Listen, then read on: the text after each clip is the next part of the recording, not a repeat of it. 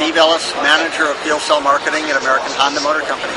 So Steve, you were at the Air Resources Board meeting this morning, yes, before you came over here, yes, talking about hydrogen. What was the Air Resources Board having to say to you?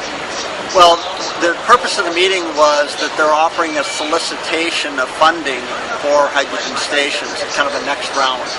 But didn't they already offer that solicitation with a lot of stipulations and it wasn't met? They did before, and there were a number of companies that submitted offers under that, and those were awarded. Now, this is another round of funding solicitation with a focus on maybe some temporary or mobile fuelers, and those will serve as a kind of an interim step as additional large stations come online. What are mobile fuelers? A mobile fueler isn't like just something on wheels that can follow cars around. It's truly stationary, but maybe it's a more temporary operation. There's several different people that make them. They're easier to site. Maybe they're self-sufficient. They don't need large electrical connections or any plumbing. They're very self-sufficient. Are we still on track for the hydrogen highway? It's behind. I mean, we need more stations. Already the customers that we have out there, they're waiting in lines. Something, people said may not occur. So they're pulling up behind another Honda F6 Clarity or another fuel cell vehicle. And it's rare, but I think it's a good point to make when we're looking for more stations to be developed. And what we're now fostering is a need for a cluster of stations. So let's say just because there's one in the community, we shouldn't have one another 20 miles away. We may need one 3 to 4 miles away, so we can have stations convenient to these customers where they live.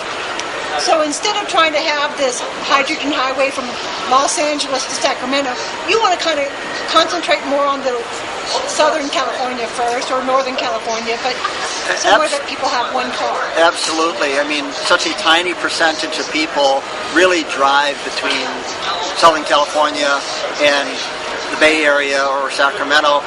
And at this time, if they did, I mean, many people have a second car, you can rent a car, but we're blessed with commuter flights.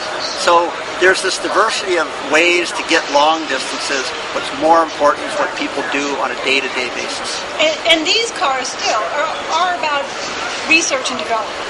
Well, the research today is putting them in the hands of retail consumers and letting them operate the vehicles.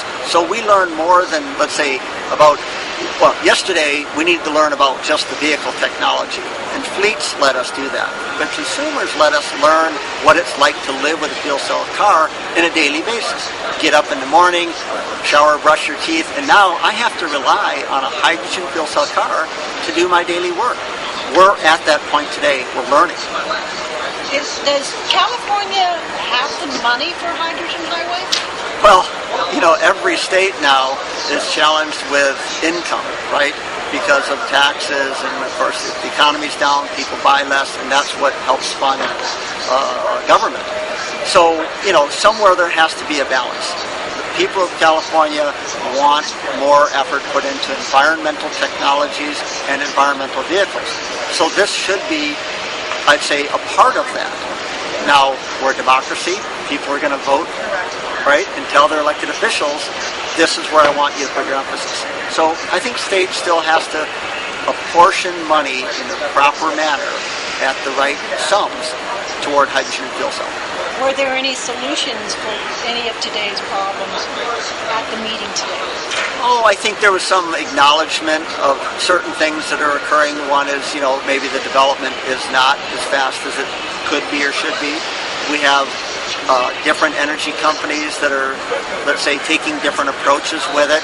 I mentioned that liability is still a concern.